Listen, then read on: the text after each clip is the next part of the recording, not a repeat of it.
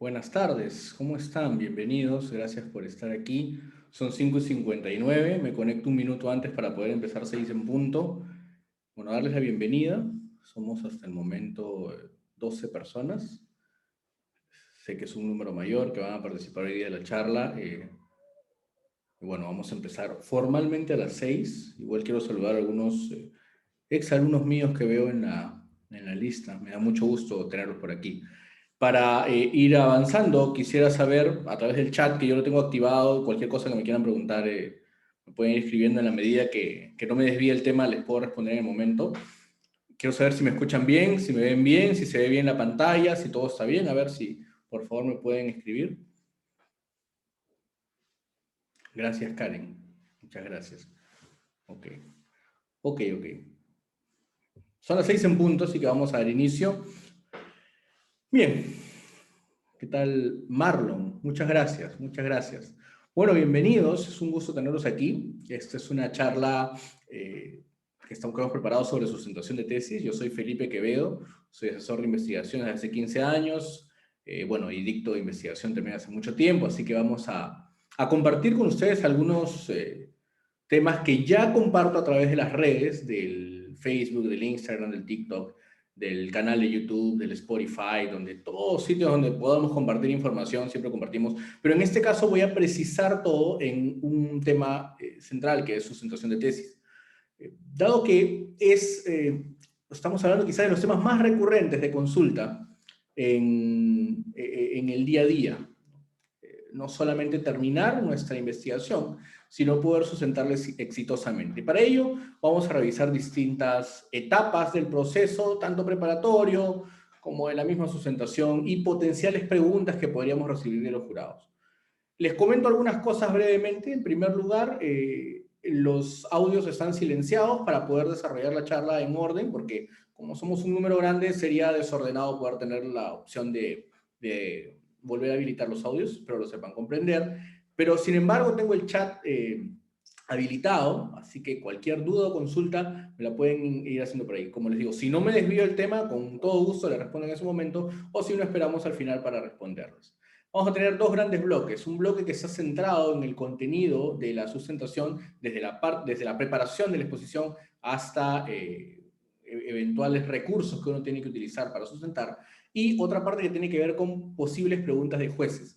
Si alguno de ustedes, ¿qué tal Carolina? ¿Cómo estás? Si alguno de ustedes me sigue, por ejemplo en TikTok, que es donde más movemos el tema de preguntas de jurado, ya sabrán que hay una serie de preguntas de jurado que se comentan o se difunden por ahí. Pero bueno, en TikTok tenemos 15 segundos para grabarlas, así que aquí hemos tratado de hacer una clase magistral como para poder tener el tiempo suficiente para explayarnos, ¿no? Muy brevemente, tengo que hacerles algunas consultas. Nosotros estamos desde Lima, desde el estudio de asesoría de Lima, y quisiera saber de dónde se conectan para poder conocerlos un poco y para poder de repente utilizar algunos ejemplos con los lugares donde estén. A ver quién me puede escribir en el chat. Yo estoy leyendo en tiempo real el chat, así que si por ahí me escriben, lo vamos viendo. Posterior a la charla, vamos a hacer un live en TikTok, me parece, donde vamos a hacer una post charla. Hola Carolina desde Huánuco, Carolina Rosas. Muchas gracias por estar aquí, bienvenida. Espero sinceramente que... hola Karen desde Tacna, ¿cómo estás? Marlon desde Piura, Talara. Marlon, ¿cómo están las cosas por Piura? Sabemos que está temblando la tierra y que bueno, estamos muy pendientes de nuestros hermanos de Piura y familias de Piura, así que estoy ahí pendiente, ¿no? Desde Ancash, Joel, bienvenido, un gusto tenerte aquí, bienvenido. Gracias por estar aquí y sobre todo, algo que debo reconocer y que es importante también para la asociación es la puntualidad. Así que les agradezco mucho por estar puntualmente. Bueno, Marlon, como te decía, espero que estén muy bien, ¿no? Pese a los movimientos que esperamos que ya pasen y calmen pronto, que estén muy bien, ¿no? Sobre todo hay que cuidarnos en este tiempo también por el COVID y por todas las cosas que están pasando. Hola, Paolo, desde Puno. ¿Qué tal, Paolo? ¿Cómo estás? Ahí tenemos más personas en la sala de espera. Ya somos ahorita 19 participantes. Bien. Entonces, vamos a empezar. Vamos a empezar y como les digo, si va surgiendo alguna duda, alguna pregunta, con todo gusto la podemos responder. Bien, vamos a hablar de algunos elementos de entrada. Ojo, voy a compartir con ustedes experiencias y situaciones que uno ve en el día a día de sustentación. No son para nada la totalidad de casos. Hay un montón de casos que, ¿qué tal Rosa desde Andahuaylas, Apurímac? Un abrazo. Eh, no son para nada la totalidad de casos, ustedes me pueden comentar de repente algunos casos que puedan enriquecer un poco esta charla, pero sí quiero compartirles mi experiencia en el tema, no solo de la asesoría de investigación, sino de algo que es muy recurrente, que es la asesoría presustentación, desde la preparación del material hasta el momento en el que exponen. Creo que eso va a ser útil para ustedes. ¿Cómo estás, Juan Carlos Arellano, desde Chulucanas? Te repito lo mismo, estimado Juan Carlos, que le decía a Marlon. Espero que te encuentres muy bien, tanto tú como tu familia. Pues estamos pendientes de los movimientos sísmicos que están habiendo en el Piure. Esperamos que pronto las cosas estén bien. ¿Ok? tenemos más participantes aquí. Ahora sí. Ok.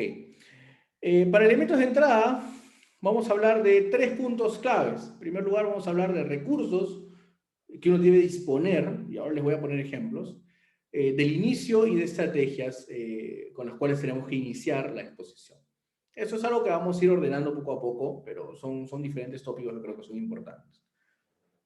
¿Okay? Y si tienen algún comentario o alguna anotación al respecto, pues lo revisamos juntos. Okay. A ver, algunos recursos básicos.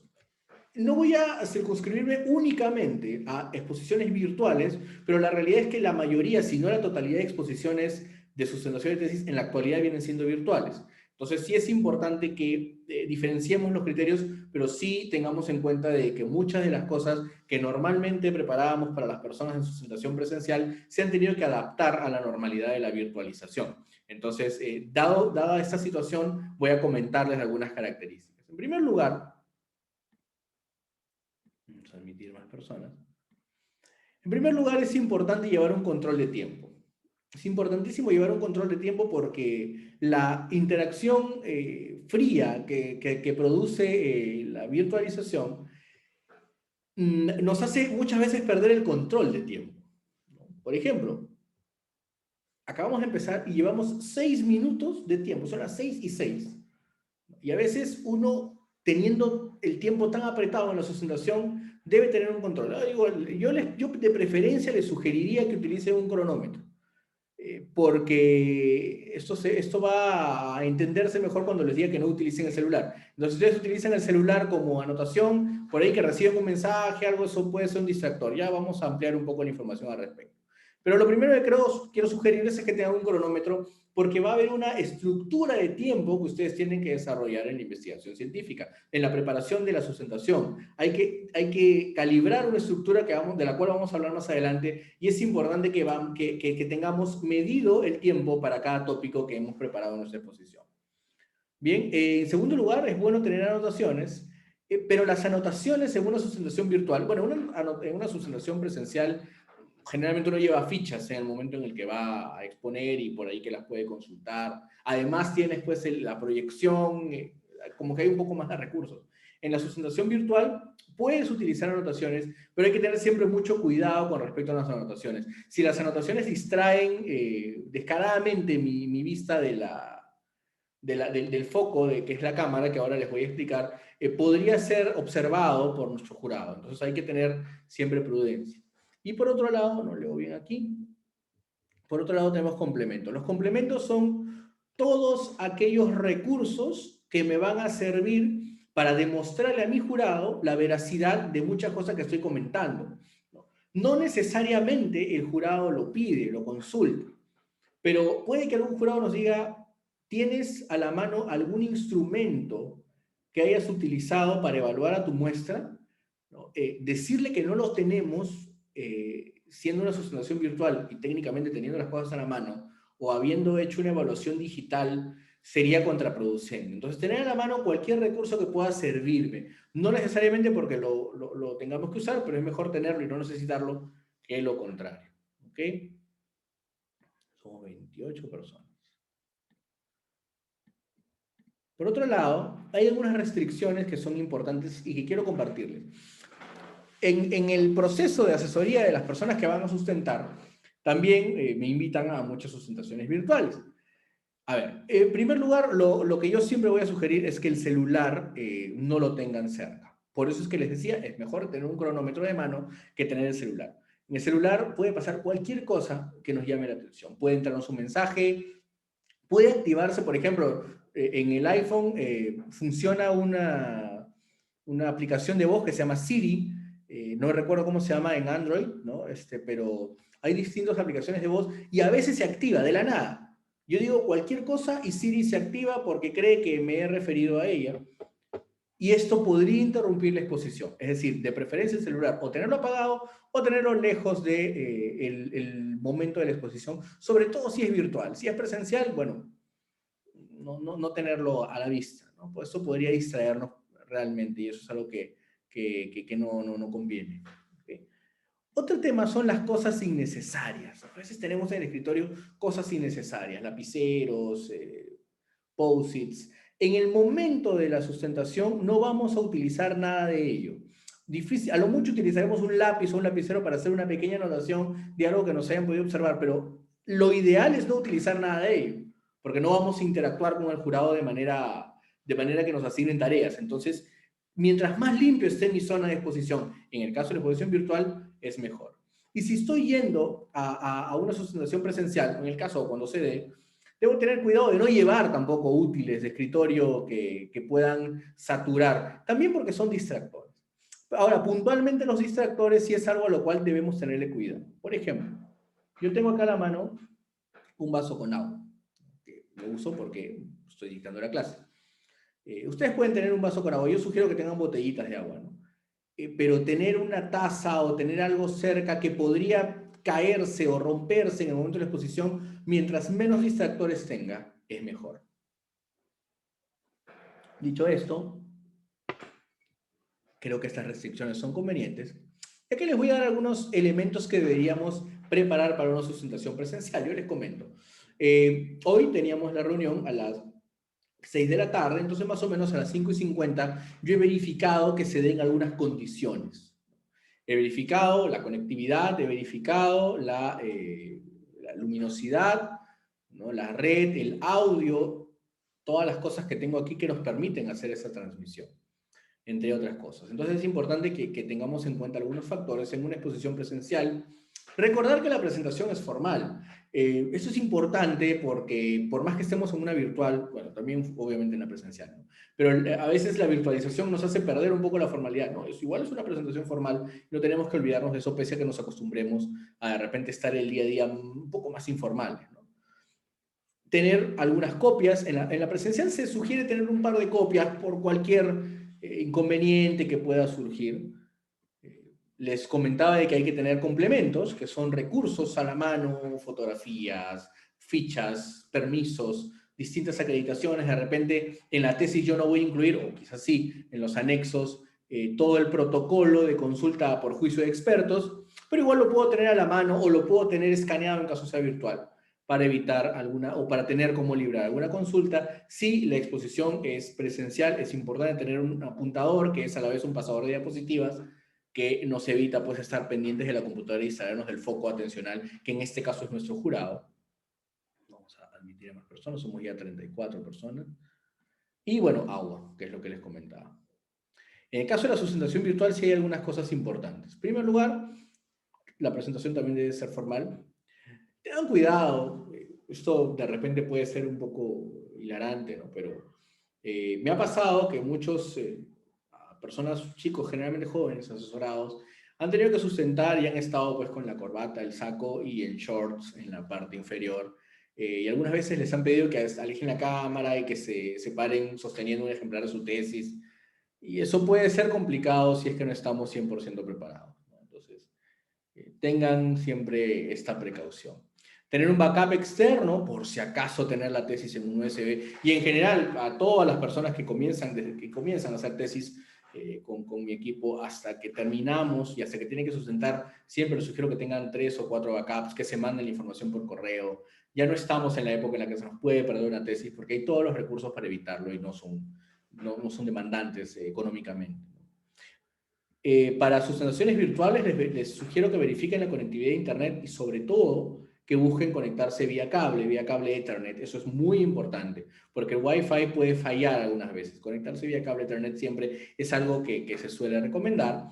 Además de las condiciones de audio y video, saber que en una sustentación les puedo sugerir que tengan una cámara externa, pero va a depender mucho de ustedes, pero que funcione bien el audio, ¿no? A veces la mala conectividad de internet, y esto me pasa, cuando las personas que llevan asesoría conmigo sabrán de que nosotros grabamos sustentaciones preliminares y luego las revisamos y analizamos los errores. Cuando hay trabas o cuando el internet está fallando, se traba el audio y esto puede ser confuso. Que el jurado, antes de que tenga que hacer preguntas, nos diga, ¿puedes repetir lo último que dijiste porque no te entendí? Y eso podría ser un poco complicado. Agua, sí, es importante porque están exponiendo un tema, pero sobre todo están nerviosos. O sea, todas las personas nos ponemos un poco ansiosos cuando tenemos que exponer, sobre todo cuando se trata de la sustentación de nuestra tesis, y se nos va a secar la garganta. Tomar agua es algo permitido, aunque hay que saber en qué momento colocar esta acción. Y también el tema de luminosidad, y eso es algo importante. Algunas personas, bueno, en este caso nosotros estamos transmitiendo esto mediante unos equipos con los que se transmiten los lives, se transmiten diferentes cosas. Por lo tanto, el equipo tiene buena resolución. Pero no todas las laptops tienen computadoras de buena resolución y esto no tiene nada que ver con la marca de la computadora. O sea, por ejemplo, la MacBook Air tiene pésima resolución en su cámara. ¿Qué ayuda a que se vea mejor la imagen? Una buena iluminación. Si no, se nos va a ver muy pixelados. No hacer algo, bueno, yo estoy haciendo esto porque es de noche, ¿no? De poder tener un fondo, acá atrás hay un patio, de poder hacer un fondo de contraluz, pero de día sería complejo porque se nos va a ver una sombra. Ese tipo de detalles son importantes si queremos que realmente nuestra sustentación sea impecable. Esos aspectos de repente más superficiales, es bueno mencionarlos, es bueno compartirlos. Bien, con respecto al inicio de la exposición. A ver, esta parte es importante y quería compartir con ustedes. Generalmente yo debo tener una imagen de portada similar a la que ustedes pueden ver en pantalla. Vamos a admitir a más personas. Ya está. ¿Okay? Donde deba tener algún... muchas veces la universidad es quien nos da el formato, ¿no? Así que no nos preocupemos necesariamente por hacerlo a nuestra forma. Y ustedes pueden ver de que está pues la universidad, el título de la tesis, la persona que la presenta, la intención con la cual la presenta, que es en este caso para optar el grado de maestro, le puse un ejemplo aquí, y el lugar. Entonces, si tengo esos elementos, yo debo presentarlos de una forma específica. Ahora mismo lo vamos a revisar en la siguiente lámina que está aquí. ¿Okay? En primer lugar, debo presentarme. Nuevamente les digo que estas son sugerencias, pero es básicamente el esquema. En primer lugar, debo yo presentarme. En segundo lugar, debo mencionar el título de mi investigación, la intención con la cual la presento y la universidad a través de la cual quiero obtener aquello que es mi intención. Les explico. Buenos días, mi nombre es Felipe Quevedo. Lo primero que hago es presentarme. Y hoy me presento ante ustedes para sustentar mi tesis titulada, en este caso, los efectos de la charla de sustentación en el éxito de los tesistas limeños. Estoy ahí trabajando dos elementos claves. Estoy diciéndole al jurado quién soy, ellos ya lo saben, pero estoy diciendo quién soy, y cómo se llama mi tesis, para posteriormente indicar que presento la investigación presentada para optar el grado de maestro en ciencias de la comunicación. Lo que estoy haciendo es transmitirle a mi jurado cuál es la intencionalidad de esta sustentación. Podría ser muy obvio, pero es necesario que lo mencionemos. Para optar el grado de maestro en ciencias de la comunicación por la Universidad Felipe Quevedo, en este caso, por la universidad. Al final menciono a la institución. Porque es la institución la que me otorga el grado y es ese grado al que yo aspiro con esa sustentación, la cual voy a defender con el título tal. Entonces, es más o menos el orden en que yo voy a presentarlo. ¿Hay otro speech que puedan utilizar? Sí, hay un montón. Pero este, digamos, es el más flat, es el que más suelen utilizar las personas que pasan por asesoría e investigación. Entonces, ese sería un ejemplo. Hasta ahí, preguntas y comentarios o alguna duda que pudieran tener. Hasta ahí. Vamos a tocar después otros temas como preguntas del jurado. Pero sobre lo que hemos tratado, ¿está claro? ¿Hay alguna duda? ¿Algún tema que quisieran que aborde referente a estos temas?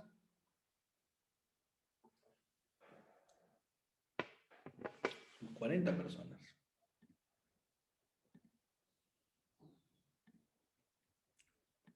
Carla, sí. Hola, Vanessa, ¿qué tal? Gracias. ¿Alguien de ustedes ha llevado cursos conmigo antes? Me parece que veo algunas personas. ¿Qué tal, Karen? Gracias. Bien, bien. Entonces, si está quedando todo claro, creo que podríamos continuar. No hay preguntas, entonces, por el momento. Bien. Ok. Ahora, las estrategias de partida son claves. Eso es algo que quienes llevan asesorías saben en lo que hay que ser muy enfático. Gracias, Yamile. Una buena partida en la exposición es clave, ¿no? Sería conveniente mencionar a cada jurado en el momento del saludo. Es una muy buena observación, Carla. Podría ser, podría ser. Dado que vamos a utilizar un lenguaje formal, podría ser. Generalmente se dice, ¿no? Estimados miembros del jurado, o buenos días, miembros del jurado, pero sí podrías mencionarlos. No creo que, digamos que al ser generalmente tres, no va a demandarte mayor tiempo. Ese tema del tiempo es algo de lo que vamos a hablar, pero sí, más que ser conveniente o no ser conveniente, también habría que ver cuál es la cultura de investigación, de presentación de investigaciones en la universidad. Generalmente eso es bueno conversar con algunos amigos que ya hayan sustentado, ¿no? Y a los profesores les gusta que se les mencione. Hay otros que dicen que a los profesores les gusta que vaya uno directamente al punto y que salude al jurado y comience a exponer. Pero no es algo que digamos, esté restringido, ¿no? Es algo que se puede acercar. ¿Sí?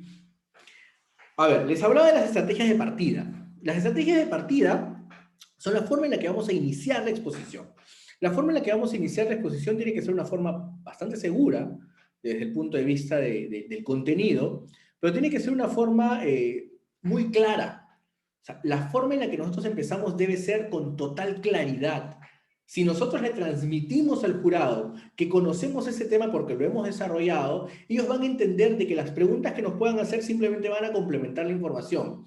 Pero si nosotros dudamos desde el título de la investigación, ahí vamos a tener algunos problemas. Ahora, ¿uno se puede poner nervioso? Sí, pero esto es algo que se puede mitigar con la práctica.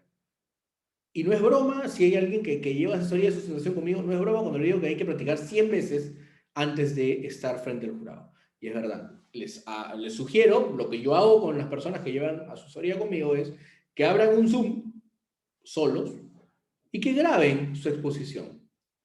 Y luego hagan dos cosas. Primero, verla varias veces, analizar sus errores y volver a grabarlo. Y segundo, estructurar un speech comunicativo para simplemente grabarlo en una nota de voz del celular y escucharlo, escucharlo, escucharlo, porque en la medida que entendemos que hay una secuencia de texto, solo con entender la secuencia ya estamos logrando mucho para la sustentación. Más aún, cuando ahora hay algunas universidades, de repente a alguien le pasa eso, que no te permiten utilizar diapositivas en la presentación, que es solamente la cara del expositor. Entonces, tú tienes que aprender a manejar tu información, pero bajo una estructura. Uno no puede improvisar, uno tiene que tener estructura. Esto, ahora que estamos viendo, por ejemplo, las Olimpiadas, ¿no? Estuve escuchando el otro día de que estos muchachos de gimnasia o chicas de gimnasia que hacen salto en una malla, en una lona, no recuerdo, trampolín, no recuerdo cómo se llama exactamente, previamente a hacer su rutina, le indican al jurado cuáles van a ser las figuras que van a hacer. Es decir, no hay improvisación en este caso, pese a que uno dice, bueno, le cayó así, por eso que se dio el volantín, pero no, todo está mapeado. Tu sustentación tiene que estar absolutamente mapeada. Si eso ocurre, el jurado no va a tener ningún indicio de duda en tu investigación, porque lo primero que duda el jurado, cuando te ve ahí pensando, lo primero la primera duda que se le despierta es, ¿habrá hecho esta persona la investigación? Y este tema de repente es muy delicado que se lo comenten, pero ustedes no se imaginan, y bueno, Katy, que es una de nuestras personas de confianza de nuestro equipo comercial que está aquí presente, sabrá de que, o sea, no se imaginan la cantidad de mensajes que recibimos pidiéndonos que le hagamos la tesis, ¿no? Que hagamos, nuestro equipo, o sea, saben que no hace eso, pero que hagan, ¿cuánto me cobran por hacerme la tesis? ¿No? Entonces los jurados saben de que hay todo un negocio detrás de hacer una tesis y una de las cosas que quiere verificar es si efectivamente la hiciste o no la hiciste. darle comidilla al jurado para que te siga hurgando por ese lado es comenzar dubitativo. Entonces las estrategias de partida son muy importantes. Punto uno, la comunicación debe ser formal y protocolar. ¿Qué significa esto? Que la manera en la cual yo interactúo con mi jurado tiene que ser con un respeto académico claro. No es una interacción como la que, por ejemplo, yo estoy teniendo ahora con ustedes, que es un speech académico informal e interactivo. El jurado no va a interactuar contigo. Eso es lo primero que debemos entender. El jurado no debe interactuar. Yo no le puedo decir al jurado, a ver, para empezar mi exposición, yo he hablado sobre autoestima y quiero preguntarles, ¿ustedes han tenido alguna vez, conocen a alguien que haya tenido problemas de autoestima? Ese silencio es imposible en una sustentación. Yo no puedo preguntarle al jurado. Por último, el jurado es quien me va a preguntar a mí. Inclusive preguntas retóricas o preguntas que uno no permite respuesta, ¿no? Es algo como que, ¿usted también alguna vez ha querido ser feliz? Claro que sí. Del mismo modo, eso no se puede hacer en una asociación porque no le estoy vendiendo un producto a mi jurado. Estoy defendiendo un argumento y para ello no puedo entrar en un speech comercial con el jurado. ¿Ok? Esto es un tema que creo que es relevante. La comunicación debe ser formal y protocolar. Y por eso aplaudo la pregunta de Carla, ¿no? ¿Es conveniente mencionar al jurado? Es interesante. Hay diferentes estilos. Ustedes van a ver a políticos de repente cuando empiezan un discurso o alguna autoridad universitaria mencionan, no, señor vicepresidente, ¿no? Señor presidente de tal cosa, ¿no? Y uno menciona a cada uno de ellos. Y hay otra forma que simplemente es decir, saludar a todos de manera general y comenzar, ¿no? Pero siempre debe haber una formalidad y protocolo en la manera en la que me relaciono con mi jurado durante la sustentación. A veces se mencionan en forma jerárquica, correcto. Comienzan por el rector de la universidad, luego los decanos, vicedecanos. Es verdad. Sí, también eso es una forma de estructurarlo. Va a depender mucho de la cultura universitaria. Y les digo esto sin ánimo de establecer criterios de diferenciación. No, algunas universidades son más tradicionales, hay universidades que son más tradicionalistas en su proceso y hay universidades que son un poco más flexibles y más modernas de repente en la cultura del speech. Eso se puede manejar. Hay profesores a los que uno nunca se imagina tutearlos y hay profesores que dicen, chicos, dígame Felipe, ¿no? O sea, hay diferentes estilos y hay que saber leer el estilo de nuestros docentes y de la cultura universitaria a la cual pertenecemos. Muy bien. Debemos emplear términos científicos y términos académicos. Ahora, eso es parte de un TikTok que justamente estamos preparando, que hemos estado ensayando hace un momento. Yo no me puedo referir, imaginemos que he evaluado a alumnos de una clase. Yo no me puedo referir a ellos como los alumnos. Técnicamente podría, pero no es lo ideal. Lo ideal en términos científicos es que me refiera a ellos como los sujetos muestrales o como los integrantes de mi muestra. En el peor de los casos me puedo referir en términos académicos, sí, los alumnos o los estudiantes, o los investigados o los encuestados. Pero nunca me puedo referir como los chicos del salón A o las chicas del salón B. O sea, yo no puedo utilizar términos informales porque estoy presentando un documento científico. De preferencia, debo utilizar términos científicos. Y dentro de esos términos científicos, el hablar del sujeto muestral es algo muy común. Sujetos muestrales o entrevistados o encuestados. Pero como les digo, nunca los jóvenes de tal sitio, ¿no? Hay que tener bastante criterio en la forma en la que sustentamos la investigación ante nuestro jurado. A ver, ¿qué más tenemos? Ok, la sustentación no debe ser educativa, sino persuasiva. Ese es un punto que quiero comentarles y quiero explicarles a qué me refiero. A ver, imagínense, bueno, algunos de ustedes, no sé si me quieren comentar, yo soy psicólogo de profesión, es mi base. No sé si alguno de ustedes me comenta, hay algún docente de repente. A ver, los leo aquí en el chat, que me pueden comentar un poco su formación. A ver. Mi amigo Fernando, que lo vi por ahí, también es psicólogo. A ver, los leo, interactuemos un poco, a ver.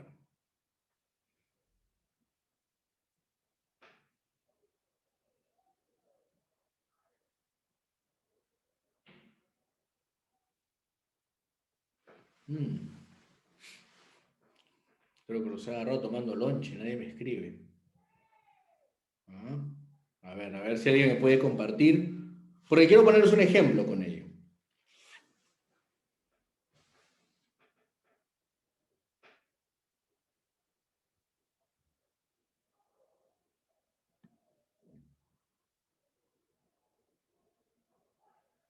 Ok, mientras voy leyendo sus mensajes, les digo, a ver, imaginemos que yo estoy en una sustentación de un grupo de jóvenes que van a presentar su tesis sobre autoestima. Yo soy psicólogo, si soy miembro del jurado es porque ya tengo un poco de experiencia al respecto. Entonces, los alumnos comienzan definiendo la autoestima. ¿Qué es la autoestima? Para saber qué es la autoestima tenemos que revisar los conceptos del autor tal, tal, tal. Y me comienzan a mostrar definiciones conceptuales y profundizan demasiado en la definición. Entonces, yo realmente no estoy enseñándole a mi jurado lo que son mis variables, porque muy probablemente mi jurado ya conozca las variables, ya sea ducho en la materia, por eso les preguntaba su carrera. Una persona que es un contador, lo voy a decir, ¿no? Estado financiero. ¿Qué es un estado financiero? La persona que está en el jurado ya sabe que es un estado financiero, tiene toda la formación como contador, como es magíster posiblemente, y por eso es parte del jurado, o maestro, como le quieran llamar. Vamos a admitir a más personas. Entonces, la sustentación debe ser persuasiva. Yo lo que estoy haciendo en una sustentación es buscando convencer a mi jurado de que, bueno, primero presentar mis hallazgos y luego convencernos de que estos hallazgos valieron la pena de todo el proceso de investigación y que vale la pena de que la universidad me dé un grado. Hice una investigación extensa y ahora la estoy presentando para canjearla por un grado académico. Entonces, lo que tengo que hacer es convencer al jurado de que mi sustentación ha valido la pena, de que mi sustentación tiene un buen fundamento, que yo la hice, que yo la conozco y que sus hallazgos son de interés científico. Si yo logro eso, el jurado me va a poner la medalla. Pero no tengo que educar al jurado porque el jurado ya conoce. Entonces tenemos que tener mucho cuidado de no extendernos demasiado en conceptos y en definiciones, porque muy probablemente el jurado ya lo conoce, ya lo maneja. Y por último, el jurado no es nuestro público, sino es el deliberador de nuestra aprobación o desaprobación. El jurado no es nuestro público. Como les decía hace un momento, no puedo interactuar con el público, como lo que acabo de hacer con ustedes, hacerles una pregunta, ¿no? O como lo que hice al inicio de preguntarles de dónde se conectaban. Yo no le puedo decir eso a mi jurado. Señores del jurado, ¿y dónde son ustedes? ¿Dónde nacieron? Yo nací en Lima. ¿Ustedes dónde nacieron? A ver, los leo. Yo no puedo interactuar así con mi jurado, pese a lo que muchos oradores sugerirían para una exposición. Esa es una exposición distinta. Es la argumentación de un estudio científico y debe ser tratado de una forma distinta. Algunas cosas importantes para iniciar la exposición, no olvidarnos de poner en marcha el cronómetro. Empezar la exposición y no poner en marcha el cronómetro del cual hemos hablado nos puede generar un alto nivel de ansiedad que después nos va a confundir. Tengámoslo en cuenta. Probar las diapositivas, probar el audio en ambos casos, es decir, para presenciales y virtuales, y probar la imagen en caso de la exposición sea online. Revisar cuál es el fondo que tengo en caso de investigaciones sustentadas virtualmente, revisar cuál es el fondo que tengo y si requiere un fondo especial, ¿no? Porque a veces nuestro fondo es muy desordenado y no transmite una imagen tan académica como la que quisiéramos ante nuestro jurado. Si no podemos estructurar un buen fondo, por último, una pared blanca o una pared de cualquier color pero vacía. Eso nos puede ayudar bastante. ¿Sí? Y otra cosa muy importante es la ubicación que tenemos ante las cámaras. Para ello, quiero compartirles esta imagen. Imaginen, ustedes dividen actualmente mi cámara en 6 cuadrantes, en 6 espacios, como lo ven ahí, ¿no? Yo trato de ubicarme justamente donde está esa persona, estoy tratando de ubicar. Centrado y ocupando la posición central a nivel horizontal y a nivel vertical. Mi rostro ocupa este espacio. Ni muy cerca, ni muy lejos, ¿no? Más o menos como ustedes ven la proporción. Ahorita de repente no es tan exacto, pero como ustedes ven en la proporción de la imagen. Esto es importante. Si la exposición es virtual, es importante que esta disposición. ¿Por qué les hago esta aclaración? Porque he visto muchas presentaciones virtuales donde la persona está prácticamente encima de la cámara y no se ve bien. No se ve bien. Entonces, esta es la posición apropiada, la disposición de nuestro cuerpo en la cámara, que es relativamente similar a como ustedes me están viendo ahora en su pantalla.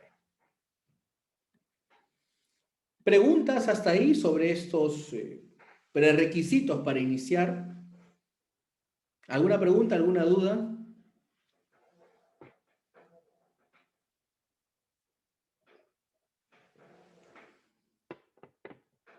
Gracias, Franco.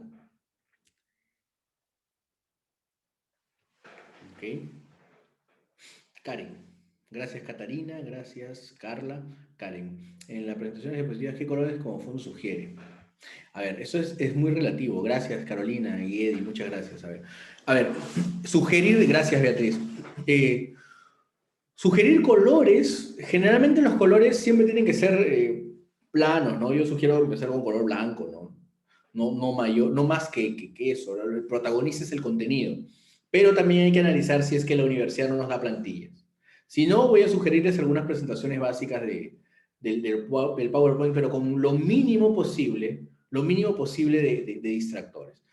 La pregunta de Juan Javier Palomino complementa lo que me preguntaba Karen, que tenga el mínimo de distractor. A ver, una hoja en blanco es una diapositiva blanca. A lo mucho puedo tener un marco o puedo tener diferentes diseños. Hay muchas personas que utilizan diseños o plantillas de PowerPoint. Eso es válido. Sin embargo, no nos olvidemos que las plantillas de PowerPoint tienen como un diseño predictor. Entonces, no necesariamente se va a acomodar al contenido que yo desee. Lo que sí les sugiero es que utilicen un patrón de diapositivas. Les voy a poner un ejemplo. Vamos a ver si se ve acá. A ver, les voy a poner un ejemplo. No, creo que está a ver, en la siguiente lámina. Yo he trabajado con un patrón que es fondo blanco y la paleta de colores del azul-verde, que es azul y que va bajando hasta verde claro y luego se convierte en verde intenso. Es juego con dos colores.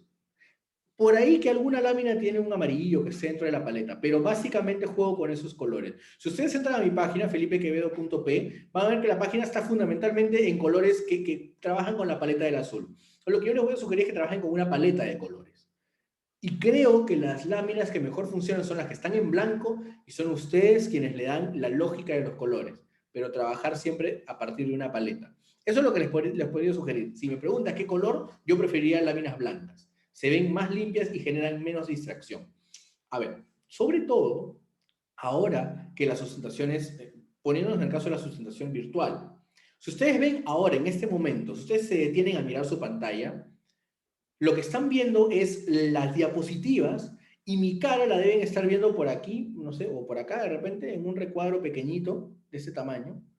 Pero lo que más impacta es la lámina. Entonces, mientras menos distractores tenga la lámina, va a ser mejor. Esto a diferencia de una presentación en vivo, el jurado mira las diapositivas, mira el expositor, mira las diapositivas, mira el expositor y tiene, digamos, una proporción. Pero en este caso lo que más se nota son las láminas. Sugeriría entonces colores blancos y una paleta definida, tanto de colores como de tipografía. Si me insisten en tipografía, basándonos en la séptima edición del estilo APA, les sugeriría una tipografía sans serif, ¿no? Que es la que se utiliza para los recursos digitales. ¿Bien?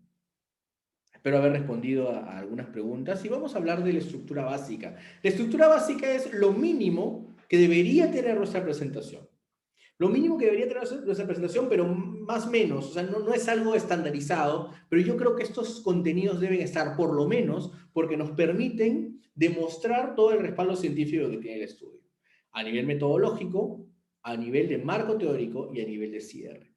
Intencionalmente he dividido una exposición en tres grandes partes. La parte correspondiente a la estructura metodológica, la parte correspondiente a la estructura teórica y el desenlace. Vamos a revisar cada uno de ellos. A nivel metodológico, tenemos que es importantísimo que esté el planteamiento del problema. Bueno, el miércoles 4 estamos empezando el curso Taller de Elaboración de Tesis, que es un curso pues súper completo que dura un mes, en el cual desarrollamos todos los elementos de tesis. De ese curso voy a extraer ahorita algunos tips para ver qué es lo que debe tener. Ya sabemos que el planteamiento del problema es la argumentación en datos, la argumentación en la actualidad de por qué esta realidad interrogativa que encuentro en mi muestra vale la pena ser estudiada. Entonces, yo no puedo poner todo mi planteamiento en las láminas, voy a tener que coger 2 o 3 párrafos a lo mucho. Entonces, debo exponer principalmente los datos que sustentan la importancia problemática. Por ejemplo, en el mundo, las muertes por COVID superan los tantos millones. En Latinoamérica, las muertes por COVID ascienden a tal cosa, y en el Perú, no sé, pues 3% de la población, un 1%, no sé cuánto de la población, se ha visto mermada por esta pandemia. Entonces, lo que estoy haciendo es presentando datos que me dicen o que me permiten entender como jurado que cualquier cosa que me vayas a proponer de problema a continuación vale la pena ser estudiado porque esta variable COVID es una variable vigente, es una variable que definitivamente requiere de mi análisis. Entonces, el planteamiento de problema es clave, no vamos a ponerlo todo, sino solamente algunos párrafos clave, 2, máximo 3, yo sugeriría que sean 2. Y luego debe haber la coherencia, problema, objetivo, hipótesis. La coherencia, problema, objetivo, hipótesis es una coherencia clave y esta tiene que estar siempre. Por decir, yo les digo, hoy voy a dictarles la clase con chompa y con casaca. Y la pregunta de investigación es, ¿de qué color es la casaca de Felipe? ¿O de qué color será la casaca de Felipe hoy en la clase? El objetivo es determinar el color de la casaca de Felipe hoy en la clase. Y la hipótesis, de repente alguno de ustedes, no sé, Carolina o Juan Javier, dice, Felipe normalmente para dictar clases se pone casacas de color oscuro, por lo que yo creo que la casaca que va a usar es de color azul, y lanzo una hipótesis. La casaca que utilizará Felipe hoy en la clase será de color azul. Entonces hay una coherencia entre el problema, que es una pregunta, una situación que desconozco, que en este caso es el color de la casaca, el objetivo, que es la intencionalidad de responder a esa pregunta, y la hipótesis, que es la respuesta tentativa. Esa coherencia tiene que verla tu jurado. Esa coherencia es imposible que no la vean. Si ustedes plantean hipótesis que no responda al problema, entonces estamos mal. El jurado desde ahí ya va a observar cosas. Entonces desde ahí ya revisa sus investigaciones para que haya una coherencia lógica entre problema, objetivo e hipótesis. Eso es clave. Otro tema que debe estar considerado dentro de la parte metodológica de nuestra sustentación es la estructura metodológica. ¿Qué es lo mínimo que debemos considerar a nivel de estructura metodológica, enfoque y diseño? ¿Hay algo más? Sí, hay tipo de investigación, hay nivel, hay corte, pero básicamente lo mínimo que debemos poner es enfoque y diseño. Nuestro jurado tiene que saber si nuestra investigación es cuantitativa o si es cualitativa. Si es cualitativa, perfecto, porque no hay tipos, sino directamente diseños. Y ahí tenemos que poner si es fenomenológica, si es estudio de casos, si es etnográfica, si es documental. Ahí podemos poner lo que nosotros consideremos conveniente, si es histórica. Y si nuestro estudio es cuantitativo, bueno, ahí hacemos una escala en el tipo experimental o no experimental y hablamos de nuestro diseño descriptivo correlacional o cuasi experimental, etc. Pero enfoque y diseño deben ser dos elementos que como mínimo se consideren dentro de la estructura metodológica que vamos a exponer. Población y muestra. Y en población y muestra, miren, hay una clase entera. Quienes han llevado conmigo investigación saben que hay toda una clase entera de cómo calcular la muestra. Pero básicamente yo quiero que ustedes sepan algo. Si ustedes quieren poder defenderse, ojo, preguntas sobre la muestra van a haber. O sea, el jurado, yo creo que en el 90% de casos le va a hacer por lo menos una pregunta sobre la muestra. ¿Cómo escoger la muestra? Ahora vamos a ver preguntas modelo. Ustedes van a poder responder esta pregunta en la medida de que entiendan tres términos, que entiendan la diferencia de tres términos, que incluso los desarrollo en una masterclass que tenemos por ahí también en un canal privado. Tamaño de muestra, muestreo y muestra. Son tres cosas distintas, consecutivas, pero diferentes sobre todo. Es importante que entendamos que son diferentes. A ver, Yuri quiere hacer una investigación. Y en esa investigación tiene a una población de 1000 personas, y decide extraer una muestra. Entonces, necesita saber cuántas personas extrae la muestra. Tiene que primero hacer un cálculo del tamaño muestral. Tiene que calcular cuántas personas se necesitan para que su investigación sea sólida, ¿no? Entonces, para ello, hace un cálculo de tamaño muestral. Hola, Fernando, gracias. Oye, qué gusto de tenerte por aquí. Fernando, un gran asesor y un buen amigo. Entonces, lo primero que tenemos que saber es cómo calcular el tamaño muestral. Quiero saber cuántos, que puede ser arbitrario, oye, tantos, o calculado en función a fórmula estadística, ¿no? o a la tabla de Fisher-Alkin-Colton, que es otra tabla que también se utiliza, y decir, ya, tu muestra debe estar compuesta por 100 personas. Me lo diga la estadística, o me lo diga la arbitrariedad, es decir, son tantos, yo debo saber, mi muestra va a ser de 100 personas. Yo debo establecer el tamaño de la muestra. Pero una vez que lo establezco, yo digo, ya, ok, voy a seleccionar 100 de 1000, pero ¿cómo lo selecciono? ¿Bajo qué criterio? Ese criterio de selección se llama muestreo. Bueno, posiblemente les estoy diciendo lo que ya saben, porque ya están avanzados en su tesis, pero siempre es bueno hacer el refresh de esto, ¿no?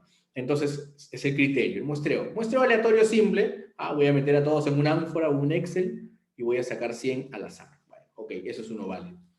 Y luego recién viene la muestra, que es el grupo de personas compuesto por 100, Pepito, Juanito, todas las 100 personas que componen la muestra. Entonces, cuando yo expongo población y muestra, debo diferenciar esos tres términos para no tener algún tipo de contradicción que ponga en duda a mi jurado o que me exponga a alguna pregunta compleja. Cuando la muestra es igual a la población, también, pues, también la población en este caso, la muestra son lo mismo porque tú has decidido que sean así, porque eso es arbitrario. Entonces tienes que explicar, ¿no? De que el tamaño de la muestra es el mismo que la población. El muestreo fue un muestreo intencional, o fue un muestreo por conveniencia, o fue un muestreo censal, perdón, que quiero admitir aquí a más personas.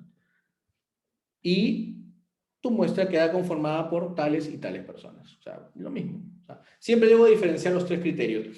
No digo que los expongan, con que los tengan claro es suficiente, porque posiblemente alguna pregunta del jurado pudiese venir por ahí.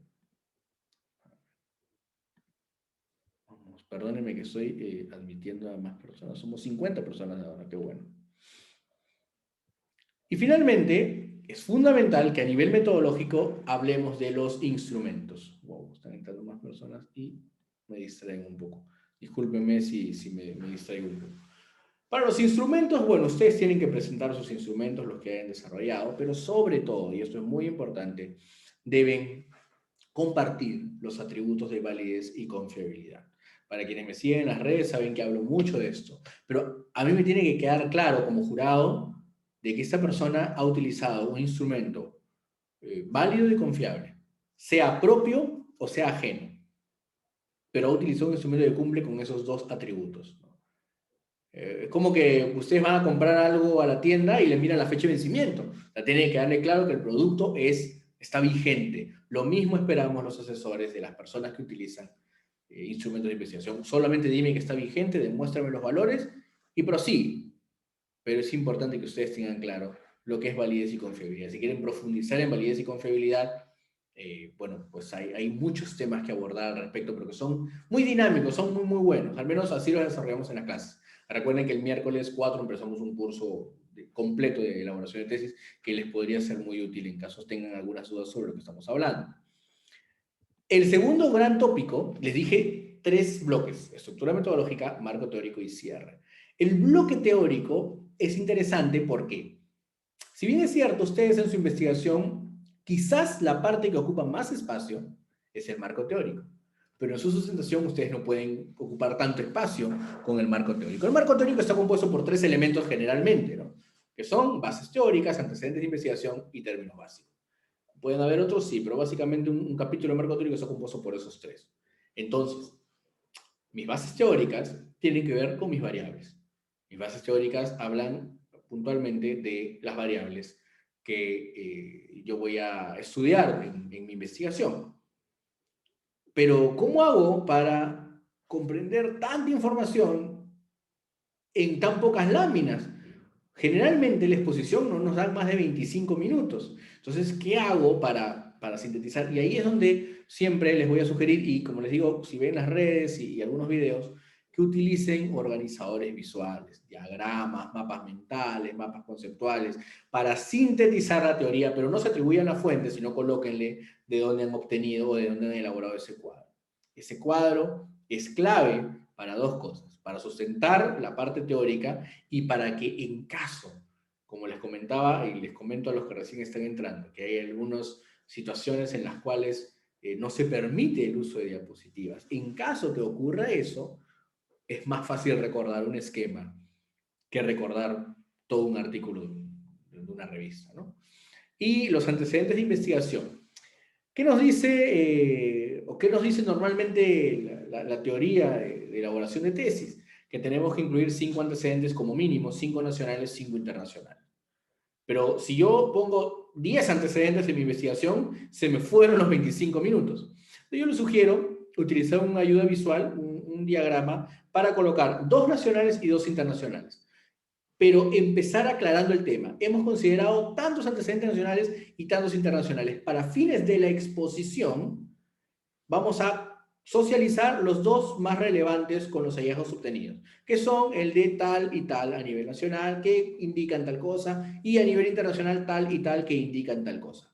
No voy a hablar de los 10 antecedentes o más, voy a hablar solo de 2 nacionales, 2 internacionales, pero debo aclararle a mi jurado de que tengo un montón en la tesis, pero solamente he traído 2 y 2 como una muestra. Eso es importante. O sea, si nosotros queremos exponer toda la tesis y todos los antecedentes, no nos va a alcanzar el tiempo.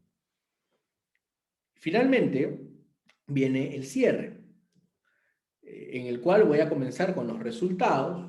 Sabemos que los resultados van a incluir las descripciones, las pruebas de normalidad y la inferencia, ¿no? Se sugiere no incluir gráficos muestrales. Hay muchas personas que en resultados incluyen tablas y gráficos de la muestra. Pero si hay una parte de muestra, preséntalos ahí, pues no acá, porque confunde. Porque uno dice, en resultados, en primer lugar, tuvimos 54 personas de sexo masculino y 46 de sexo femenino. Ese no es un resultado, eso no es un hallazgo, es una característica muestral. Hay que saber diferenciarlo. Ojo que si nos toca un jurado un poco pesado, nos podría hacer esa observación. Las conclusiones que tienen que estar enlazadas con la contestación de hipótesis y por ende con los problemas. ¿No? Bueno, entonces, hablábamos hace un rato, ¿no? Tengo el problema que es una duda, una pregunta, algo que no sé. Tengo el objetivo, que es la intencionalidad de responder a esa pregunta. Y tengo la hipótesis, que es una respuesta tentativa. La conclusión es la respuesta definitiva. Y cuando yo veo mi respuesta tentativa y mi respuesta definitiva, yo ahí digo, ah, mira, sí, coincidió, o mira, no, pues fue otra cosa, se acepta la nula. Entonces, eso tengo que dejarlo en claro en la parte de conclusiones y en recomendaciones, aquellas que están enlistadas según la direccionalidad. ¿Qué es la direccionalidad en la recomendación? Es hacia dónde está dirigida, ¿no? Se recomienda a futuros investigadores realizar tal cosa. Se recomienda a los académicos, se recomienda a los científicos a dónde está direccionalizada. Como hemos visto hace un momento, la investigación debe tener 3 grandes etapas.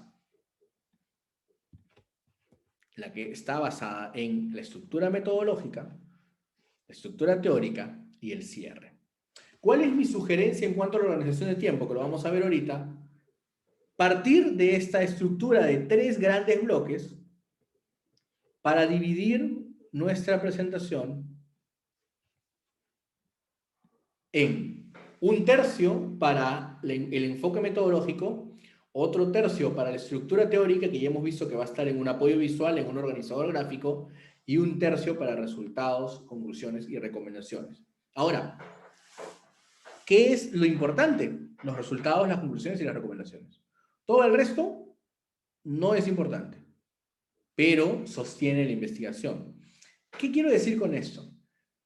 Que no te puede faltar tiempo para resultados, conclusiones y recomendaciones, porque esos son los hallazgos, ese es el aporte científico. Todo lo anterior fue el backup.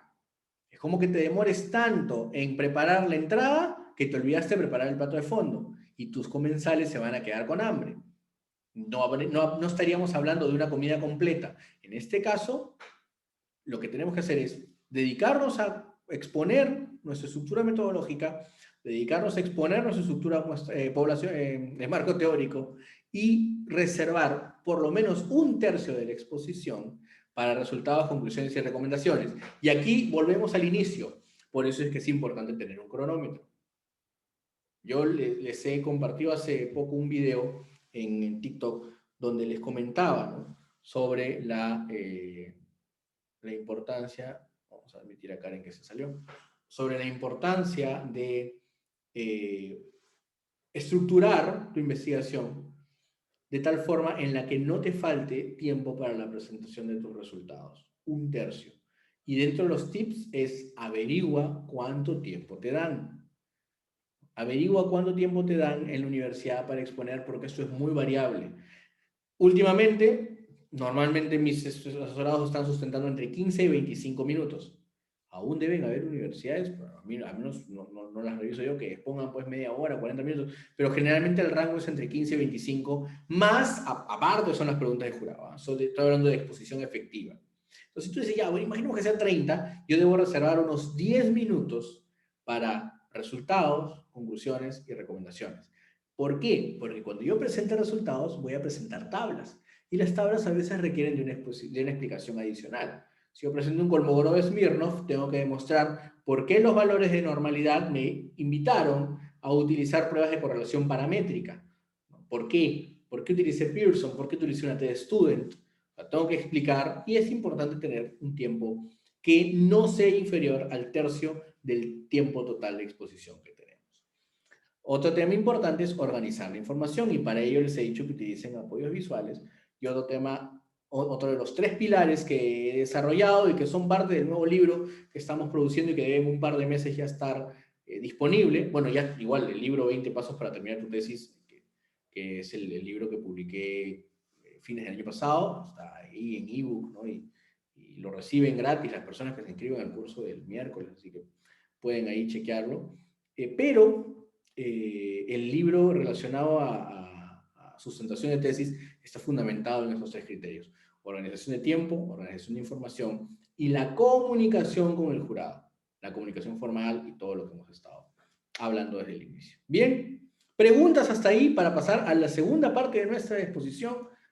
Vamos, 1 hora de clase, qué bien, qué bien.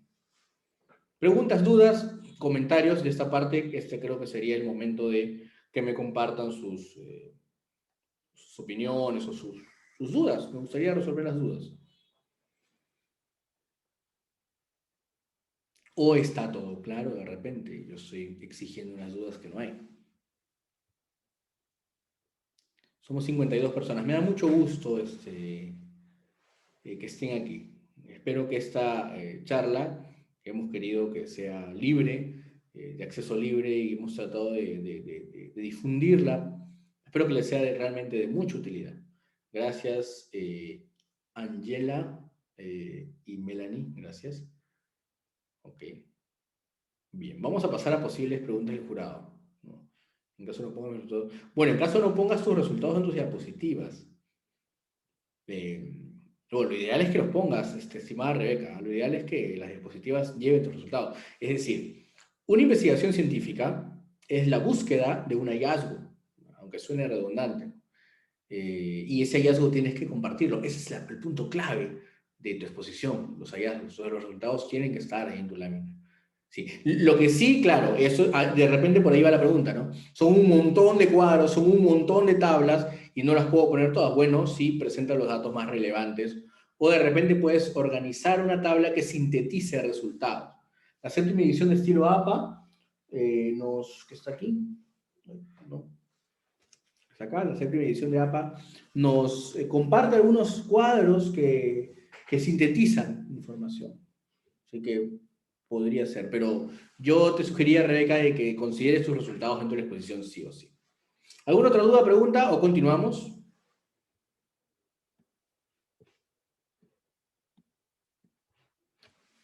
Bien, creo que continuamos. Ok, a ver.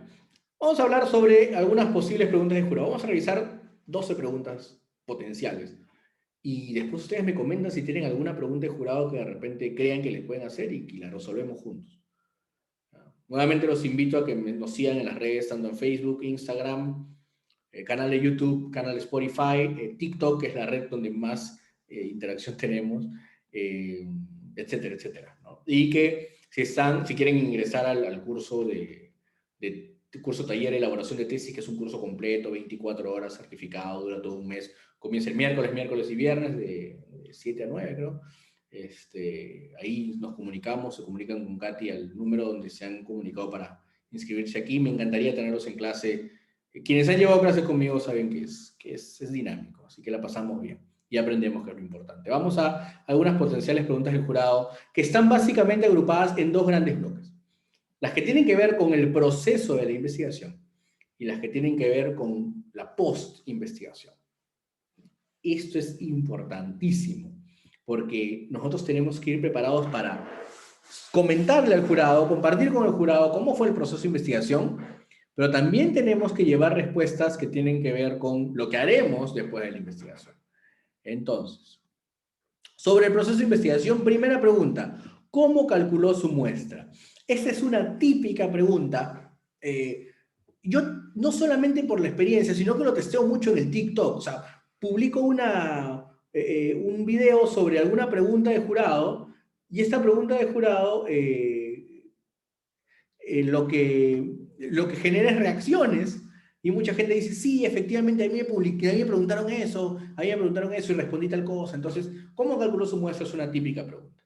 Para responder la pregunta, debo comenzar señalándole al jurado si la calculé mediante fórmula o si el cálculo fue arbitrario. Ojo, está preguntando cómo calculó, no cómo seleccionó. Entonces, si yo le digo, la calculé mediante un muestreo aleatorio simple, estoy cometiendo un error. Por eso es que hace un momento les expliqué la diferencia entre tamaño, muestreo y muestra.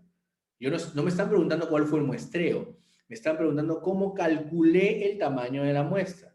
El tamaño de la muestra se puede calcular, nuevamente les comento, solamente de dos formas. Bueno, a través de fórmula estadística, dentro de la cual se incluye una tabla que se llama Fisher-Alkin-Colton, que es una tabla que se utiliza para muestras a partir de 500 personas. Pero básicamente hay fórmulas, pues no hay fórmula para calcular el tamaño de muestra, dependiendo si la variable es cualitativa o cuantitativa y dependiendo si la muestra es finita o infinita. Les aclaro que una muestra infinita no es que no tenga fin, sino que no conocemos el tamaño total de la población o es superior a 10.000 unidades, 10.000 personas, 10.000 unidades de análisis, ¿no? Entonces, en ese caso hablamos de muestra infinita. Y hay cálculos, hay fórmulas. Si yo he calculado mediante fórmula, yo tengo que tener claro y llevar, si es posible, mi fórmula, tenerla ahí en pantalla, de que lo hice mediante tal fórmula estadística. Y si lo hice de manera arbitraria, mire, yo en el colegio son 200 alumnos y míos son 50. Entonces yo seleccioné a la muestra de mis 50 alumnos, perfecto, muestreo por conveniencia. Ok, listo. Pero debo aclarar de que si bien es cierto el muestreo fue por conveniencia, mi tamaño lo calculé de manera arbitraria. Entonces la respuesta es, ¿cómo calculó su tamaño muestra? Lo calculé de manera arbitraria y señalando a 50 personas. O lo calculé mediante una fórmula estadística utilizando esta fórmula para variable cuantitativa con población finita. Eso me tiene que quedar claro. ¿Sí? ¿Esta pregunta les queda claro? ¿Alguna duda o alguna repregunta? ¿Cuándo se trabaja con población muestra infinita? Con población infinita. Población es lo... Bueno, es que depende de la población. Eso no depende de nosotros. Por ejemplo, si ahorita me dices, la población son los congresistas.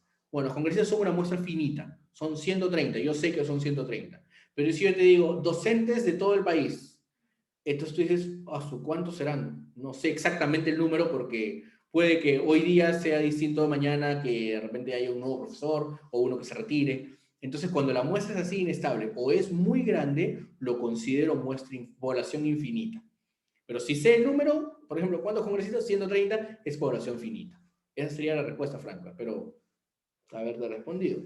¿Alguna otra duda, consulta al respecto de esta pregunta? Gracias, Franco. ¿Dudas, preguntas?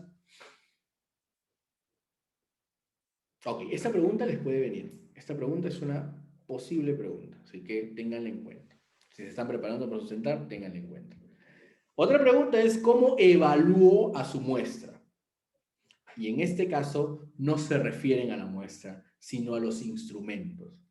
¿Cómo evaluó a su muestra?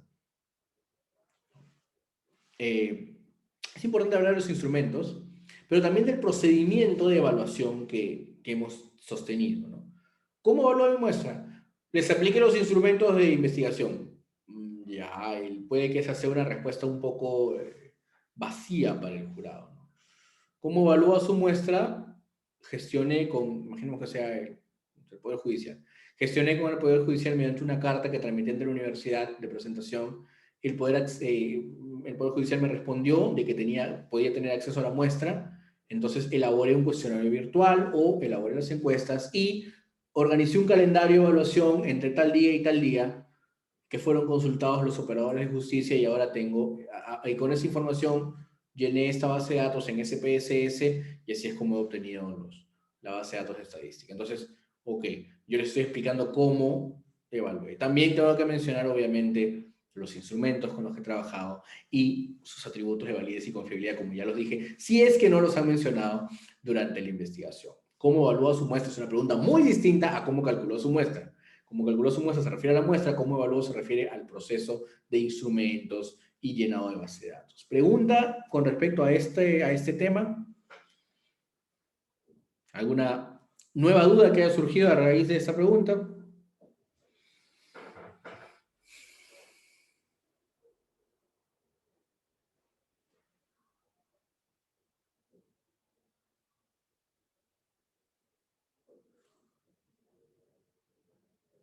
Muy buena pregunta, Yuri. Muy buena pregunta. ¿Los criterios de exclusión entran a tallar en el tamaño de muestra? Sí. Los criterios de inclusión y exclusión realmente entran a tallar en el proceso de muestreo. Porque lo primero que yo tengo que seleccionar es el tamaño. ¿Ok? Ya, yo sé cuál es el tamaño de mi muestra, pero luego tengo que seleccionar a ese número de la población. Entonces, para seleccionarlo, ahí es donde aplico los criterios de inclusión y criterios de exclusión. Es ahí donde aplico, porque ahí voy a decir, perfecto, tengo que seleccionar a 20 personas, pero estas 20 personas tienen que ser así, así y así. Ahí es donde utilizo los criterios de inclusión o exclusión según corresponda.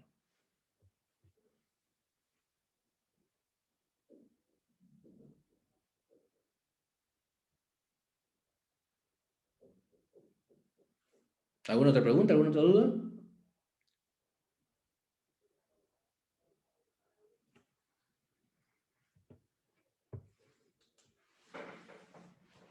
Yuri, espero haber respondido a la pregunta.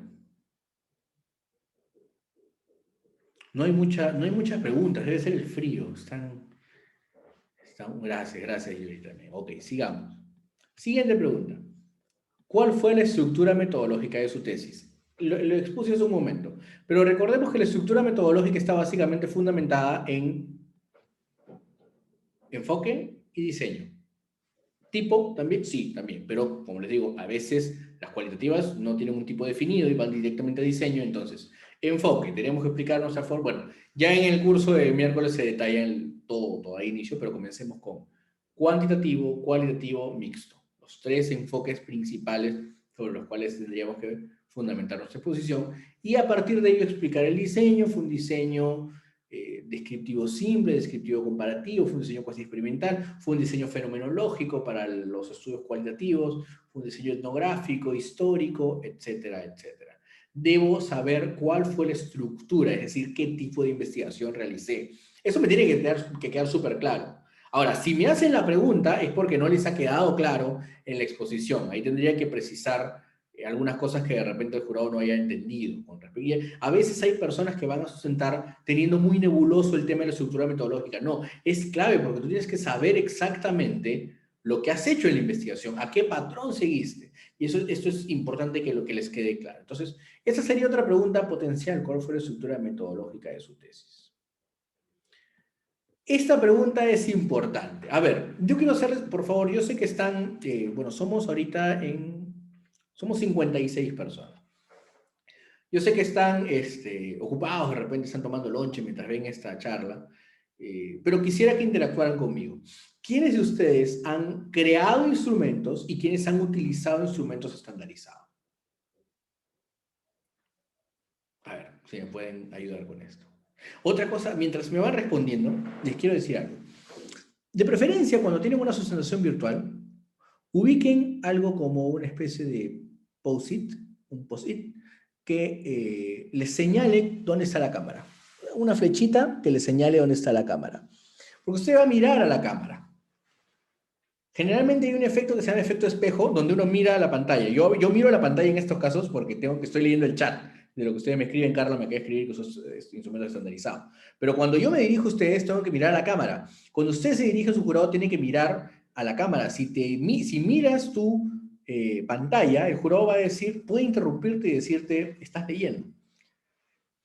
Y eso puede traer problemas. Entonces, identifiquen cuál es la cámara de su laptop, o en este caso es una cámara externa, pero eso es clave de que puedan tener un indicador, como les digo, un post-it por último, que que les permita a ustedes saber dónde está la cámara. Ok, vamos a la respuesta. Muy bien, Carla, utilizó instrumentos estandarizados. Yuri también, pero Daniela Galarza elaboró su instrumento, un cuestionario. Perfecto. Si nosotros utilizamos instrumentos estandarizados, por ejemplo, ustedes compran cualquier producto, no tengo ninguno acá, ustedes pueden comprar una caja de pastillas. Usted compra una caja de pastillas, lo primero que va a hacer es buscar la fecha de vencimiento.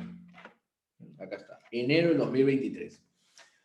Cuando ustedes deciden utilizar un instrumento, tienen que saber cuáles son sus indicadores de validez de contenido, validez de criterio, validez de constructo.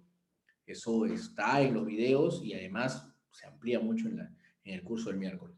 Entonces, indicadores de validez e indicadores de confiabilidad. Alfa de Cronbach, por consistencia interna, Q de Richardson, TRTs, etc. Esos indicadores nos tienen que quedar claro en qué muestra se estandarizó, porque de repente, y voy a poner solo un ejemplo, estimada Carla, de repente Carla tiene un instrumento que es válido y confiable, pero es válido y confiable en Chile. Y quizás la realidad lingüística de Chile no es la misma que Perú, porque los niños ahí al recogedor de basura le llaman pala, ¿no? Y acá se llama recogedor. Entonces puede que el instrumento requiera de una readaptación. Hay que analizar todos esos aspectos. Si el instrumento está estandarizado, ¿con qué valores de validez y confiabilidad? Y qué tanto esos son extrapolables a mi realidad, por una parte. Y por el otro lado, en el caso de Daniela, que elaboró su instrumento, este instrumento, una vez que lo he elaborado, debo someterlo por lo menos a validez. Por lo menos a validez de contenido, mediante juicio de expertos, que es lo más común. Entonces, creo o utilizo instrumentos, yo creé mis instrumentos y los mismos que fueron sometidos a criterio de validez de contenido mediante juicio de expertos, y acá tengo las fichas. O yo utilicé instrumentos estandarizados que fueron adaptados, validados y baremados al Perú por tal persona, y acá están los indicadores. De esa forma tengo éxito en esa pregunta. ¿Sí? ¿Dudas al respecto? ¿Qué diferencia entre un marco epistemológico y un marco metodológico? Bueno, eso ya son... Giovanna, ¿qué tal? Son preguntas un poco más, más de curso. Como estamos en la charla solo de sustentación, lamentablemente no puedo ahondar mucho en el tema. El marco epistémico tiene que ver con toda la estructura filosófica que sostiene una investigación.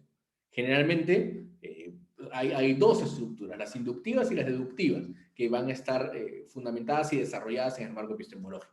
Y en el marco metodológico es la corriente metodológica, por ejemplo, acá tengo la de Ñaupas y Valdivia, ¿no? La corriente metodológica que rige la estructura con la cual he realizado investigación. Pero este tema da para ahondar mucho más. Igual, ojalá que te pueda tener en el curso del miércoles para poder profundizar ese tema, pero espero haber respondido al menos parcialmente la pregunta. Bien, ¿alguna duda sobre esta pregunta? ¿Ah? Angela, si mi instrumento no está estandarizado en el país, pero muchas investigaciones ya lo han utilizado. ¿Cómo lo sustento? Es que posiblemente las investigaciones que yo lo han utilizado lo hayan validado para esa muestra. O sea, hay que revisar esas investigaciones porque de repente alguna ya lo validó o ya lo confiabilizó. Por ahí que sí, ahí tiene ya validada la adaptación. Ahora, si no, yo te diría, si no está estandarizado en el país y no tiene criterios de calificación que uno no podría dudar de ellos, en el país, te sugiero que le hagas un proceso de validez y confiabilidad. Es más sencillo de lo que creen. El tema de la investigación científica es más sencillo de lo que creemos. El tema es que hay dos problemas que no nos han enseñado bien en la universidad y que nos piden que hagamos cosas que necesariamente no conocemos. Pero no es tan complejo, es un monstruo que es fácil de dominar. Yo sugeriría que validez por juicio de expertos con 3 jueces es suficiente. Confiabilidad por consistencia interna con tu propia muestra, podrías terminar tu tesis no solamente con tu resultado, sino con indicadores de validez que le dieran, de estandarización que le dieran mayor peso al estudio, Angela. Carlas, ¿sería válido utilizar un test que ha sido solamente validado por juicios expertos? Sí, sí es válido, sí es válido. Bueno, juicios expertos es validez de contenido, y con validez de contenido yo cubro lo necesario. Sí es válido. De nada, Giovanna, un placer.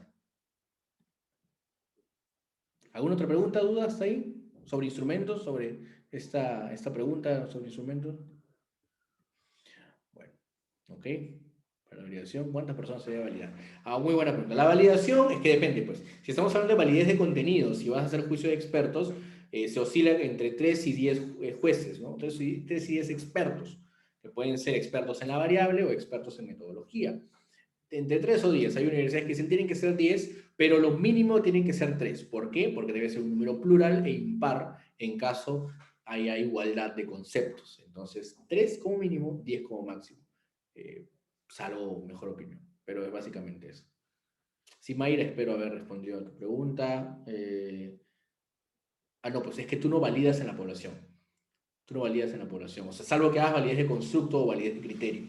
Si vas a hacer validez de constructo y criterio, es relativo, porque si tienes una población o una muestra pequeña, puedes trabajar con ellos, pero tu instrumento solamente va a ser aplicable, o sea, ese criterio de validez solamente va a ser aplicable para tu investigación. Porque tienes una muestra que supera las 300 personas, entonces ya podríamos hablar de que ese criterio de validez podría ser aplicado para otros. Pero déjame decirte que validez de criterio y validez de constructo es un poco complejo, porque tienes que aplicar en ambos casos dos pruebas y tienes que tener un sustento teórico que hable sobre la relación. Yo diría que es un poco complejo, ¿no? En ese caso, si vas a validar, te sugeriría que valides por juicio de expertos. Si vas a confiabilizar, ahí sí podría ser consistencia interna por alfa de Cronbach y el mismo criterio, ¿no? 300 personas es cuando ya podemos difundir, y menos es válido, es confiable, pero solamente para mi estudio. Mayra, espero haberte respondido. Voy a continuar con la siguiente pregunta. ¿Por qué eligió sus instrumentos de investigación? Esa pregunta es buena. Si bien es cierto, tiene que ver con instrumentos, tiene también que ver mucho con el enfoque teórico. ¿Ya? ¿Por qué utilizó instrumentos? Porque los instrumentos de investigación, ¿por qué eligió sus instrumentos de investigación, perdón? Porque los test, los cuestionarios, las pruebas que he aplicado, sí, Jesús, puedes escribirme la pregunta. Las pruebas que he aplicado coinciden con el modelo teórico que estoy desarrollando. A ver, les explico. Muchos teóricos no solamente desarrollan su teoría, valga la redundancia, sino que también desarrollan un instrumento para medirla. Entonces, yo así me encuentro con investigadores como Maslach, que creó el marco teórico sobre el síndrome de burnout, pero también creó el MBI, el Maslach Burnout Inventory, que es una prueba para medir el síndrome del quemado, el síndrome del burnout. Entonces, el mismo autor, muchas veces, de la teoría, muchas veces crea un instrumento.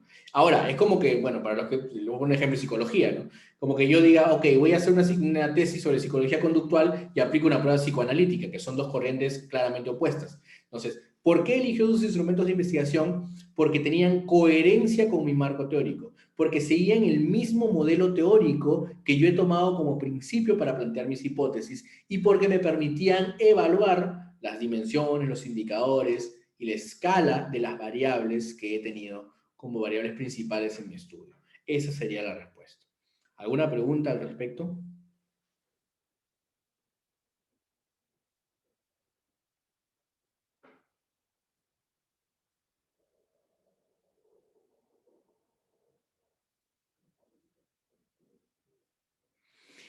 No, dimensiones y escalas no son lo mismo. O sea, es relativo, ¿no? O sea, una escala es la medición total de una variable. Una escala podría tener dimensiones, también llamadas subescalas, y una dimensión o subescala puede tener indicadores, pero esto depende del teórico que te lo esté diciendo. Para mí es variable, o sea, escala, dimensiones, indicadores. Para mí esa es la lógica.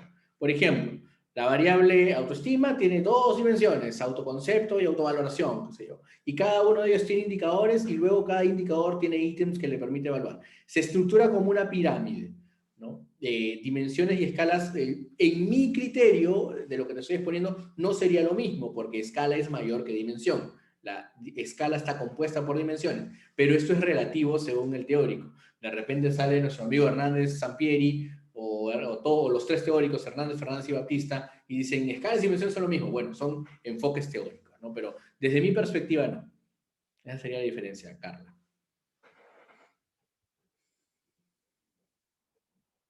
Ok, siguiente pregunta. ¿Qué tipo de validez utilizó? Ya hemos hablado un poquito de esto. Existen tres tipos de validez. Existen más, pero básicamente los más comunes son validez de contenido, validez de constructo y validez de criterio. Hay una masterclass donde desarrollo esto, creo, me parece. Bueno, hay algunos de los videos que por ahí lo pueden ver en las redes, pero básicamente, ¿en qué consiste esto? La validez de contenido es la que se hace mediante juicio de expertos. Son personas expertas en el tema que van a evaluar el contenido de mi prueba. Esto es como estoy tratando de traducirlo, ¿no? Van a evaluar si el contenido de prueba realmente vale la pena. Por eso se llama validez de contenido. La validez de criterio es cuando yo utilizo mi instrumento que mide depresión, que está validándose, con otro instrumento que ya está validado, que mide depresión. Aplico los dos a la muestra y tengo que encontrar correlación entre los datos. Esta es validez de criterio. ¿Por qué? Porque está fundamentada en un criterio externo.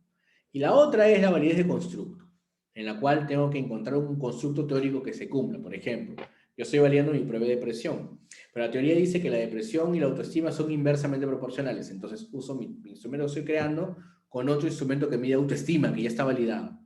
Y lo que busco es encontrar en la teoría, perdón, en la muestra lo mismo que dice la teoría. Por eso es que le decía a nuestra compañera Mayra, Mayra, creo que fue Mayra, no me acuerdo, que validez de criterio o validez de constructo son un poco más pesados esos procesos de evaluación. La validez de contenido es una de las más comunes. Si hemos usado validez de contenido, tenemos que explicar que fue un juicio de expertos y mostrar algún tipo de documentación. Bueno, cualquiera sea el caso, tenemos que saber argumentar el tipo de validez que utilizamos. ¿Qué es validez?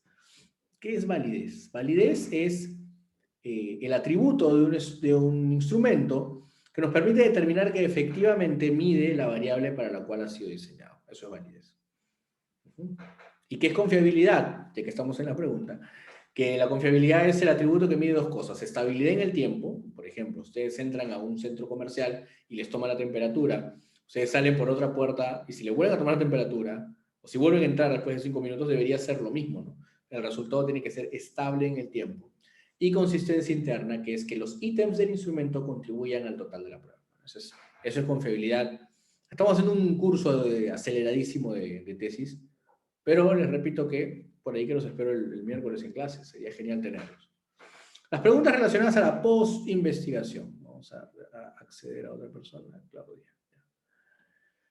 ¿Cuál es el principal aporte de su investigación? Ya, esta pregunta es casi fija. Casi fija. Yo le diría el 90% de las tesis se les hace esta pregunta.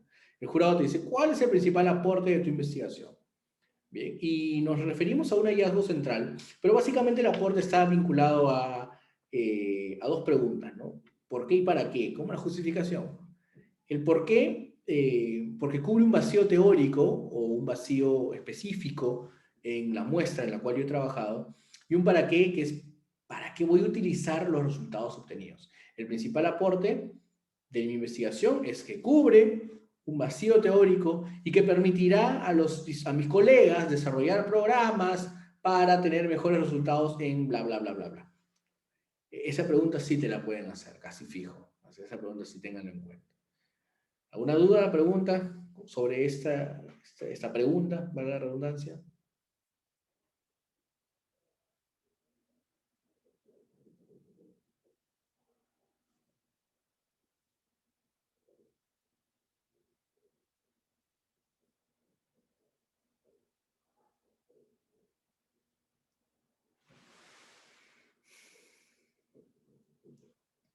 ¿Dudas, preguntas? ¿Continuamos?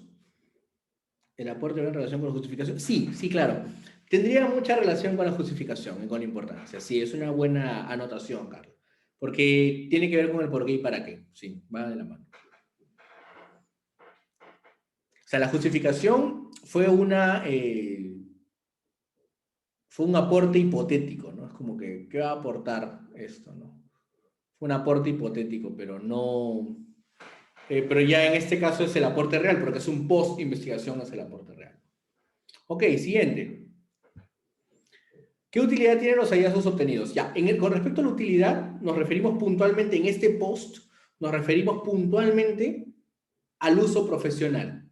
Ya el porqué, es decir, el vacío científico, el vacío que existía, tanto teórico como a nivel de investigaciones, no aplica. En este caso es únicamente el uso profesional, ¿no? Y generalmente la utilidad no debería ir de la mano con la recomendación. Pues la recomendación es trabajar con otras variables, ampliar el estudio, ¿no?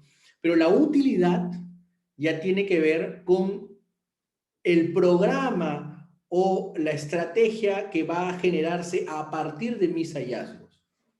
Ya la utilidad no es el aporte, como vimos hace un momento. El aporte puede ser teórico, puede ser intangible. La utilidad es tangible. porque se pueden diseñar programas de prevención para tal enfermedad a partir de los resultados obtenidos en este grupo muestral de 14 a 16 años. Entonces, de esa manera, yo estoy respondiendo directamente a una utilidad y yo no a un aporte. Bien, siguiente pregunta. ¿Por qué es importante su investigación? Bueno, acá va a haber va a haber algo de contradicción entre la justificación y la importancia, pero no tiene que ver exactamente con el aporte, sino tiene que ver básicamente con los vacíos que cubre.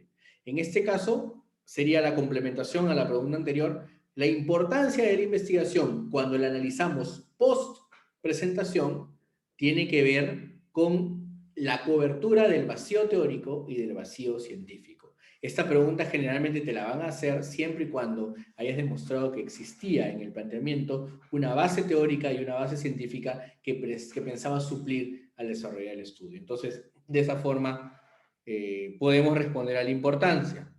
Una más. Ok, la parte de proposiciones es importante porque generalmente las preguntas propositivas son muy vigentes en las sustentaciones actuales. Las propuestas a partir de tu resultado. Siempre es bueno que lleves a la sustentación una propuesta, un plan. No que lo desarrolles, ¿no? Pero esta pregunta es muy probable que venga. ¿Qué propones a partir de tus resultados? Bueno, hemos encontrado que hay diferencias de género con respecto a, no sé, pues al consumo de tabaco. Y por lo tanto creo que debería diferenciarse el programa de intervención orientándose directamente a este grupo que es el que más consume y que por lo tanto es el que está en mayor factor de riesgo por los otros ratio, tal. Entonces yo en este caso sí debería llevar una idea posterior. No tengo por qué desarrollarla, pero sí tengo que tenerla clara antes de la exposición. Ok, bueno, este es el curso que empieza, hay una promoción para quienes están ahorita en esta clase, ahí Katy seguro les va a dar información, pero básicamente esto es lo que quería compartirles. Ahora quisiera que, bueno, me hicieran todas sus preguntas para cerrar esta hora y media muy productiva que ha sido tenerlos acá a los más de 50, 60 personas que han estado conectados. Dudas, preguntas, gracias también por su interacción, por escribirme y por conversar conmigo aquí en el chat. ¿Alguien tiene alguna pregunta? ¿Alguien tiene alguna duda? Algo que nos haya pasado y que no hayamos tocado, creo que tenemos unos minutos para responder a ello. Gracias, Janiret, muchas gracias. Muchas gracias. Ok. Bien. Bueno, es el número de comercial, en caso se quieren inscribir al curso, me avisan cualquier cosa. Gracias, Carolina, Franco.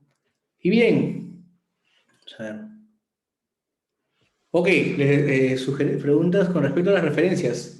Difícil, ¿ah? Difícil. Bien difícil, Carla, ¿no? Con respecto a las referencias, no. Por ahí que te pueden hacer una observación si es que de repente no has referenciado bien según el formato, ¿no? Según APA. Por ahí, ¿no? Pero no. No creo que tenga mayor pregunta por ese lado. ¿Sí? Gracias, Juliet, Obelma, Juan Javier, Melanie, Carla, Franco, Yamile, gracias.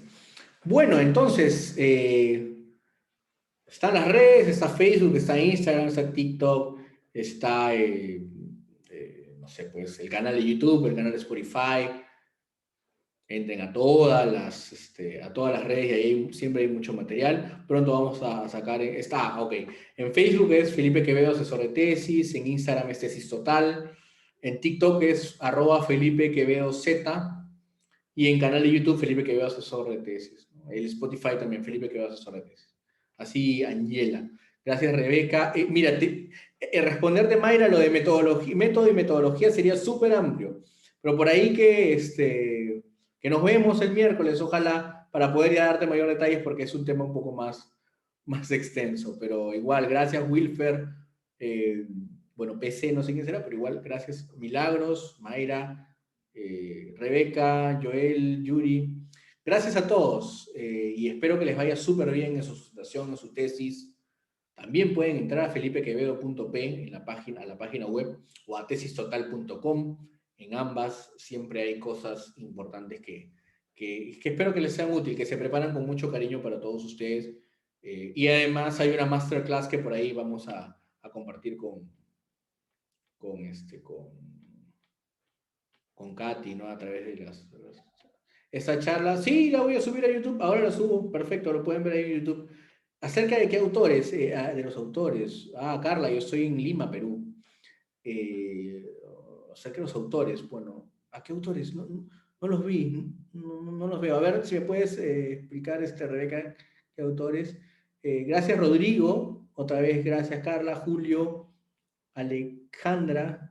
Gracias. Ok. Entonces, les deseo un buen fin de semana. Síganse cuidando, por favor. Usen doble mascarilla. Así estén vacunados, protéjanse, cuídense mucho. A mis amigos de Piura que se han conectado, que he conversado con varios de ustedes ahora en este chat, les deseo que todo esté bien por allá. Y nos vemos el miércoles para quienes estén en clase. Empezamos un curso espectacular. Y ya el otro mes tenemos también una charla libre. Ya les va a estar comunicando Katy mediante los medios de comunicación que tenemos. A ver, le van a preguntar acerca de los autores que puse en mi marco teórico. Ok, Rebeca, sí, posiblemente, claro.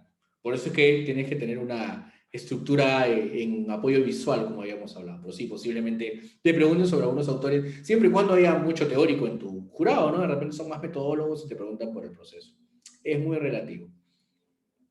Ok, Rebeca, te mando un abrazo. Cuídense mucho, que estén muy bien, son 7:30. Ha sido un gusto compartir. Vamos a tener a las 8 un live en TikTok, donde ampliamos un poco y vamos a poder interactuar con algunas preguntas. Así que nada, ha sido un gusto. Gracias, Carla. Ha sido un gusto tenerlos aquí. Y nada, espero que les vaya súper bien. Nos vemos pronto. Yo soy Felipe Quevedo. Hasta luego. Gracias, Juan. Gracias, Rebeca. Nos vemos.